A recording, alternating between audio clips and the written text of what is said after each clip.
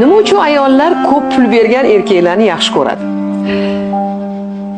Birinchi o'rinda erkakdan ayol nima kutadi? Shunga taqalaylik. Xavfsizlikda himoya. Ya'ni agar erkak ishi yurishsa, u menga pul berib tursa, men ertangi kunimdan xavotir olmayman. Men o'zimni xavfsizlikda himoyalangan his qilaman-da. Shuning uchun ayollarga pul berayotgan erkak bu pul uchun emas. Aslida pul bilan birga ertangi kunga bo'lgan ishonch, himoya, xavfsizlik beradi. Ayol ko'p erkaklar jahli chiqadi, ayollar faqat pulni yaxshi ko'radi deb. Yo'q, erkaklar, siz ayolingizga pul berayotib pul emas, unga men seni himoya qilaman.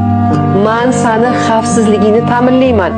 Men seni ertangi kuningda turib beraman degan ishonch berasiz.